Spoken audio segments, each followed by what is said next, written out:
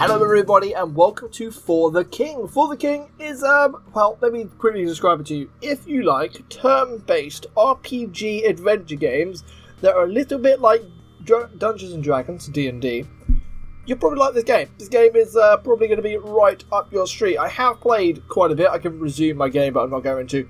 We're going to start a new game. Before we do, though, I just want to show off the Lore Store. The Lore Store is a place where you can buy things to improve your game and make it easier for you. So you can buy little things like this that allow you to transport from certain destinations to other destinations. You can pick up some other things that give you extra points, it gives you extra health, it can give you extra things. You unlock different characters, you unlock some different armor and weapons, you can even do different encounters and even some cosmetics. With that being said, all of this is not microtransactionable. No, you unlock these lore books by playing the campaigns. By playing the campaigns and completing certain quests, give you a certain amount of lore books. So the only way of actually getting into making the game easier for yourself is to play the game, which I love. The menu's a little bit buggy, I've noticed. Seems like you have to have the mouse up. See, if I'm like up here and I want to scroll down, it won't allow me to do it. I have to move the mouse as well as when I scroll, which is a little bit odd. We'll gloss over that. So what we're going to do is we're going to start a new game. We're going to a new game, and we're going to go for the King. And I am going to create new game. For the King is, I think, like the base level. I will say, this game was on sale. It's currently on sale at humblesomething.com. I'll put a link in the description. It's $8. I picked it up free off the Epic Game Launcher because it was a freebie on sale with all of the DLCs. This game plus all of the DLCs, which is all of these campaigns that I should have probably explained while we were on that screen, would have made a lot more sense, really, wouldn't it? Yeah, so if you go to a new game, all of these guys are campaigns. This is the main storyline, so all of these are extra DLCs and extra stuff. So we're just going to do the main story and the first one. So yeah, $8 for this. That's what, £6 if you're British. It's a bargain. We are going to change Vila's name because she is what she is called in my main offline quest. Eliza? Is that how you spell Eliza? I think it is. Anyway, we're going to go with Eliza. Let's have a little chat about the different character types. Because as you can see, you've got Blacksmith, Hunter, Scholar, Herbalist, which is currently unlocked, which is in the Lore Store, Trapper, Minstrel, Busker, which is locked, Woodcutter, which is locked, and we're back to the Blacksmith. I'm going to be male, because I want to be male. You can do loads in here, by the way. Change your skin tone, change your different colours, change what you got on your back, so we can have wings. So I might put wings on the back of Eliza, just because that's cool. There we go. Loads of different things. It's excellent. Each one of these classes have a different class information, and they have different builds. Effectively, what you've got from left to right at the moment is a tank, a healer, from what I can tell, a magic dealing healer, and someone who's very good at like speed and evasiveness and dealing with traps and other bits like that, which is quite handy. So I feel like this is a good team composition. Like I said, I played this game a little bit, meaning I feel like I've got the grips of the basics of this game. I'm not exactly an expert. We're just going to have a little chat through all of them. Through the lacking of experience into combat, the Blacksmith knows armour, sometimes turning towards the enemy and letting the armour absorb what would have been a staggering blow. Basically, this is your tank. This is the guy that you should be using to soak up all of the damage. You can taunt the enemies, and then you can try and just soak up all of the damage, allowing your other guys to just do the DPS. He also, because of his high strength stat, can do a lot of damage as well, because of a big hammer as well. So he's normally quite slow though, because he's got a low slow stat from left to right very quickly. This is your strength, that is your vitality, which is your health. That is going to be your brains, so intelligence, awareness, talent, which is very magic based, and then speed, which deals with other little mechanics in the game. Eliza is going to be a scholar. She is all about intelligence, she is all about the books, and she is all about the focus points, we'll get to focus points. I will go through everything when we get to certain things. It's going to be, I'm not going to throw all of the information at you. As you can see, her main skill is very, very high in the brains and the intelligence. And Seymour, who is the co-host of the Brit Yankee podcast, link will be in the description below. I do have a podcast. He's a little bit of an all-rounder at the back end, really. Trapper, he's got a high awareness, he's got a high speed, he's got a high talent, so he's a little bit more mouldable. We can play around with this guy. He's also got, a decent amount of health, not a massive amount. So that is what we're going to do. You can also play with just one player if you want. If you really want to challenge yourself, I do not recommend. I really, really do not recommend. So we are going to start. And in this series, I'm going to be reading, which I don't do because I'm dyslexic. So you will have to, bear with me on that one. Good King Bronner has been slain. The once peaceful kingdom of Thorl is being corrupted by the wild chaos energy and ravaged by monsters and bandits. The grieving Queen Rosso has been called for Thorl's ordinary citizens to search the lands for the king's murderer and source of the chaos energy. The tale begins in the Guardian Forest, where there has been rumours of suspicious activities and sinister strangers in the woods. Three would-be heroes met in Orton to begin their quest. So yeah, this is like a little. If you play D&D, you talk about the whole little intro story to D&D. I've never played. I've seen it played. I've never played it myself. But yeah, that is that. First, the wizard Vexor vanishes.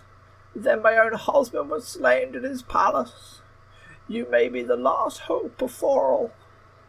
I'll try and do voices the best I can. Seek out Hydbrand in the wood smoke. You will be told of the best way to aid our efforts. Your quest has begun. Strive against the chaos, lest our realm be consumed by it. That's very Shakespeare, isn't it, that written? Very folk, very classical. So yeah, very basic. Your main quest goes on the right hand side. You do get side quests and they pop on the left hand side. At the moment, our main quest is just to wander along this map and go all the way to the other place on the thing. Let's zoom out. Do a little zoom out. So we've got to walk up there. That's basically our quest at the moment. As you can see, we can move because we've just rolled the dice and effectively giving us 5 movement. We can go attack some things. We can go wandering around, or we can click in here. In services is how you heal up and you refill your focus points. These are your focus points. You can use them for multiple things. Maybe you want to move a little bit further, so maybe you want to do 1 movement. Maybe you want to move 6 in this turn. If I wanted to move 6 in this turn, what I'd do is I'd move 1. I'd then right click to use a focus point, and then that would regain me all of my movement points again, meaning I can go an extra step further away, which is what we are going to do, because we are going to walk over to the Stone Hero with DDavid1. That is right, all 3 guys. We're just going to collect some XP from that guy, and he also fills up our focus points. 3 XP early on is very important. You want to try and level up as fast as you can. And then Vila, as you can see, has only rolled a 4 movement this time, but we're just going to have a little look in here just because of what I showed up. In is how you heal most of your HP. It doesn't do all of it. Meditation replenishes your focus points. Healer will fully replenish your HP and any ailments, which is like bleeding, poison, acid, other little things like that, which are like negative effects. Blessing will remove any curses, which is like blind and scared and other little things like that. So that is how you do all your healing. And also in here you have a market, so you can buy and sell some stuff if you want to upgrade and buy some better weapons, for example. We will pick up some Godsbeard because that is the way that we replenish health in a battle, is using that. And also in here you have a quest board. You can pick one of these from per city. That is it. You can only pick one, so the one that you pick, be careful about it. So we could go and get a war axe. At the moment you can see that has the muscle stat, which means it won't be very good for Vila. I didn't change her name. I was meant to be Eliza, wasn't it? She's now Vila. Drats. Oh well, I'm going to get confused which is my online save and which isn't. Yes, I forget to mention actually. You can play this on and offline. I didn't actually mean to accept that quest, but we've done it, so we're going to go battle him in a moment. He is a level 3 though. That is bad news, bears. We do not want to be fighting a level 3, and we have 20 rounds to go get that quest done. So we have 20 rounds to get to a respectable level to fight a level 3. That is going to be a challenge. That is something we can work towards in the future. We're now going to move Vila, and we're just going to start heading towards Woodsmoke because it will get us some XP. Oh, we found a little field of herbs. So right here you can search. You can see you've got a 50% chance of gaining an item, 8% chance of being poisoned, and 41% chance of nothing. If we use a focus point like that, right click, use the focus point, it's now 81%. So we're going to do that and hope that chances out. Just like that, Vila, because she's a scholar, has a very cool little trait where she ends her turn and she gains one of her refocus points. So in any situation, you should always use one focus point with Vila if you're at the max. If you're at the max, always use one focus point with Vila, and it will help you out. And this guy, I did spot in the market potentially a weapon. Yeah, there is, but I don't quite have 14 gold. I only have 7, so we're just going to have to leave that guy alone, and we will start heading off this direction as well. A pipesmith is someone who sells some stuff ever so slightly cheaper than like the main shops, and he also sells some different things. So you can even buy stuff that just boosts your XP. It's a bit like a rare candy in Pokemon, that is. We're not going to buy anything though, because there's not particularly anything we want from him, so we're just going to ignore him, leave him alone, and keep on wandering throughout our day. So we slowly head towards Woodsmoke. That guy is a mine, so I think what we're going to do is we're going to set up to attack this Beastman warrior. So we're going to move him to there. Now, enemies can randomly attack you, but that is not all the thing. What we're going to do is we're going to ignore this guy alone. As you can see, it requires brain skills, and T-Davy has very, very low brain stat, intelligence stat. We'll save that one for Vila to do, because she will have a higher chance at completing it.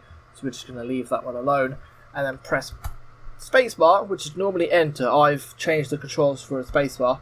Press enter to end your turn, so you don't have to click this guy at the top right. Just saves you a little bit of time. We're then going to move Vila into position as well, ready to attack.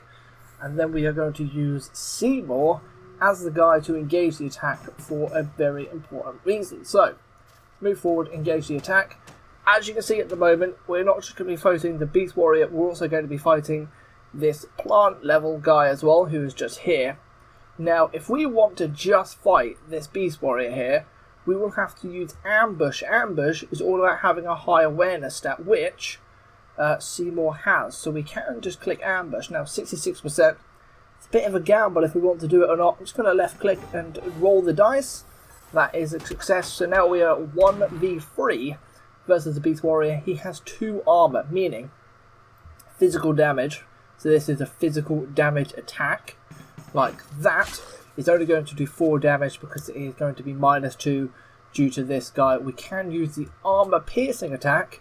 So if this is the perfect roll, it is going to ignore his armor stat, which we don't actually need to do because it's got a lower accuracy rating, as you can see. It's also a single target attack. You can get AoE attacks, but we know, looking at the combat timeline at the top, that Vila is going to be going next, meaning if we just do a little bit of damage, like that, we will leave the guy with 1 health, meaning Vila can just polish it off with a magic attack, which will not be stopped by this. If this shield is purple, that means it has it's extra resistance to magic damage. That isn't, that is blue, so we know we can do a surge attack. Even if we only got a 1, we would have killed him then, because 6 divided by 3 is 2. And that will do the job. Then we get some gold. We can share that. Gold is the currency. And that is that. We can then move Seymour all the way up to Woodsmoke. He is nearly there. And I've just noticed we have 2 sanctums here that are very, very important. And I would like both of them. So what we're going to do is we're going to hold you steady, my friend, and stand you there. I didn't notice that until I moved Seymour away. I wish I hadn't, because I would have engaged in the Forest Nibbler. Now, We could have attacked both of them guys and potentially won the fight, but then you're going to be taking damage, and damage means you're going to have to heal, and healing costs money, and you want money to buy some better things. We'll now move Vila onto the square with her high intelligence stat to deal with this zone circle. We cannot use a focus point. Focus points are banned by this, so we then just have to fingers crossed and pray. We've lost all focus points, which is a shame, but Vila will recover them one by one, turn by turn eventually. And then Seymour's turn to move forward. We're going to get him to engage. Oh, we have just been ambushed. We've just wandered into a hag that we didn't see.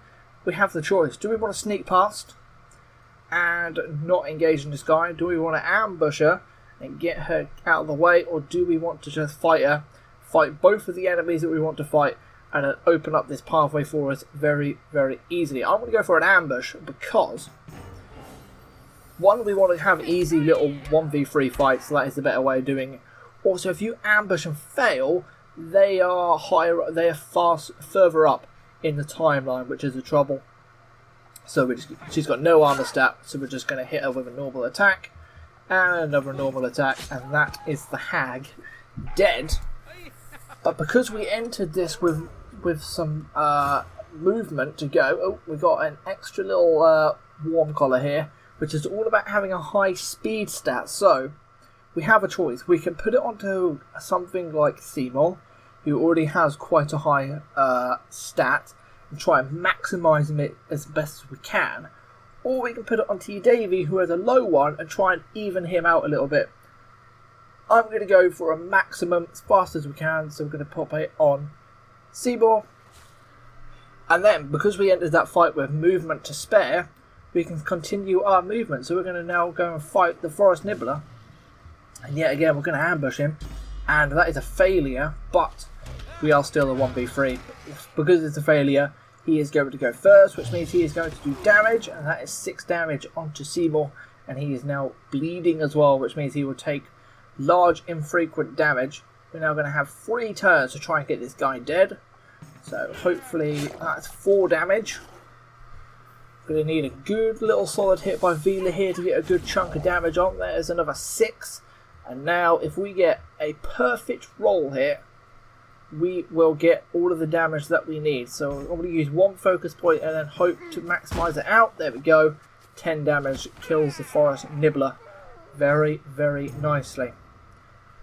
Do we want to use God's Beard? No. Do we want to collect it? Yes. So we will collect to have that in the back pocket as an extra bit of healing. The game has then just considered this a very nice day. So it's like, hey, you can get 2 more movement. Thank you very much. We'll use that. We'll go to the Sanctum of Wisdom. The Sanctum of Wisdom will do multiple things. One, it will give us a 25% XP multiplier on this character, meaning he will level up faster than the other 2 characters. The other thing it will do is it will pop up here, and if we die in a fight, we won't lose a life. These are your life pools up here. You only have 6. If you die and all of these are depleted, you are out of the game. That is right. It is permadeath. There is no coming back. You can reload the save, I suppose, if you wanted to. But who's going to do that? We're going to just do permadeath. That will be better. I have just looked at the time, and I'm going to call this the end of the first episode. We haven't quite made it to Woodsmoke, but we will next episode. Thank you very much for watching. I've been TDEV1. Like and subscribe if you're interested in this kind of game. Check out all the other videos on the channel. And as always, guys, peace out.